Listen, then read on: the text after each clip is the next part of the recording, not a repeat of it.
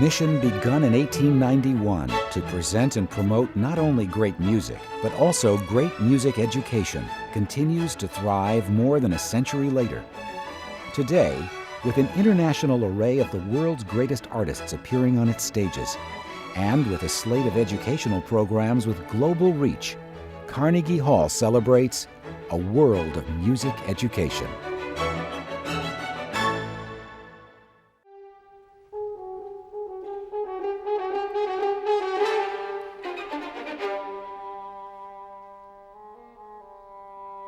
I was introduced to Carnegie Hall by a board member, and he thought that I might be interested in meeting the people and getting involved. So I said, sure. And when you went around and saw this fantastic institution, and when you see the names and the faces of great artists that played there, I felt that this was something that was worthy of my spending some time on.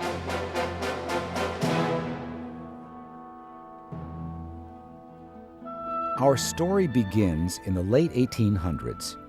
A young conductor by the name of Walter Damrosch is on a crusade to have a world-class concert hall built in New York City. Having inherited the reins of the Symphony Society and the Oratorio Society of New York with the passing of his father Leopold, he also inherits his father's dream of a permanent home for both. With the help of Louise Whitfield, a soprano with the Oratorio Society, they convince her husband, industrialist and philanthropist Andrew Carnegie, to become the benefactor for a new music hall. At the groundbreaking ceremony in June 1889, Carnegie predicts, "It is probable that this hall will intertwine itself with the history of our country."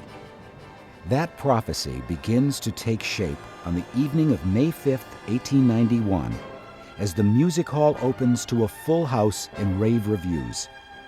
The music hall is an immediate success, musically, acoustically, and architecturally.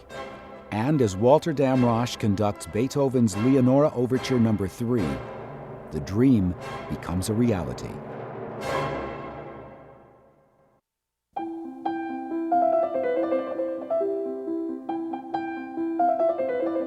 Education starts in the very early stages with, for example, the young kids coming to Carnegie Hall and listening to music which they don't have a chance to listen to in their schools, and going on through what happens as children develop. The music hall, renamed Carnegie Hall in 1894, begins attracting children of all ages during its inaugural season, with Walter Damrosch hosting the first of its Young People's Concerts.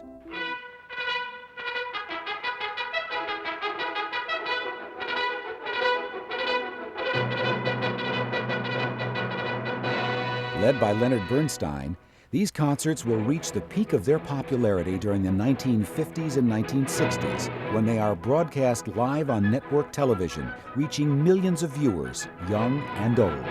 Okay, now what do you think that music's all about? This tradition of entertaining young people and their families continues today with the interactive family concerts, a fun musical adventure for kids. In all, Carnegie Hall's educational programs reach more than 75,000 school children, teachers, parents, and musicians yearly in the surrounding communities, across the United States, and abroad. The rallying cry for many of these programs could be, "Get them while they're young." None more so than Carnegie Kids. Ling Long searched far and wide. He searched here and he searched there.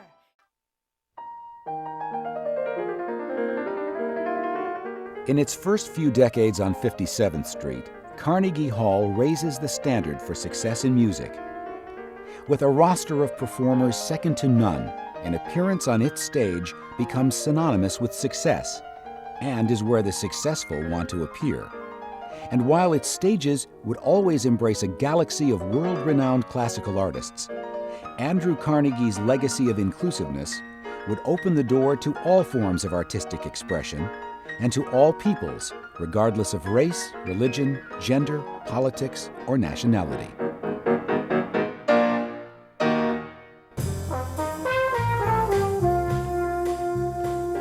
Here, a group of high school teachers are experiencing Carnegie's legacy firsthand as South African trumpeter and composer Hugh Masekela and friends kick off this year's Global Encounters program, South African Sounds. South African music has a history with music from America. There were a lot of musicians from South Africa that became popular in the United States. South African music is topical, and that is why it fell so easily into everyday life. We have a writing style and a compositional style where you don't know where the song came from, but everybody is singing it. Each year, the program introduces high school students to the music and culture of a different region of the world. Over the years, Carnegie Hall has also hosted an array of non-musical talent. Explorers, authors, and many of the world's greatest civic and political performers, including Theodore Roosevelt, Booker T. Washington, Winston Churchill, William Jennings Bryan, and Marx. Groucho, that is. Just one in a long line of comedians to bring laughter to the hall. But many of Carnegie Hall's performances do not take place on its stages. Through the Neighborhood Concert Series, launched in 1976, a wide variety of music and artists are presented to communities throughout New York City, free of charge. Returning to our story, we find that following the death of Andrew Carnegie in 1919 at the age of 84, Mrs. Carnegie decides to sell the hall. It is purchased in 1925 by New York realtor Robert Simon, who continues the traditions of diversity and innovation established by the Carnegies. Over the next decade, jazz begins to attract more and more fans to Carnegie Hall, where it was first heard in 1912 with the appearance of James Reese Europe and his Clef Club Orchestra. The 1938 concert by Benny Goodman and his orchestra is still one of the most celebrated events in the history of Carnegie Hall. Appearing with Goodman were Teddy Wilson, Gene Krupa, and Lionel Hampton. And in 1943, Duke Ellington makes his Carnegie Hall debut, where he premieres Black, Brown, and Beige, one of his signature works. Over the years, a cavalcade of jazz greats appear at the hall. This past fall, Carnegie Hall's first ever workshop for jazz ensembles was held. 29 young jazz musicians made their Carnegie Hall debuts. Let's not hear the music, let's feel the music.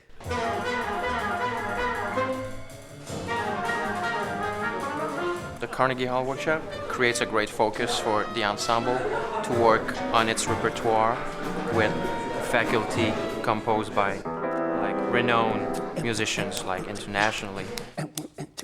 No matter what the tempo is, everything that you play must be grafted or placed into that. I think when you're in a group with the same guys and you're playing the same music, getting outside information on ways to approach it can, lead to more creativity. There's been great interaction and give and take between the musicians, both musically and personally. This workshop format that we've been building over the years has worked out really well for jazz music because of its improvisatory nature. It's not as written down as classical music is. We didn't know exactly what to expect, what's the level, how will it be? And playing in Carnegie Hall, that's so amazing. Too much almost.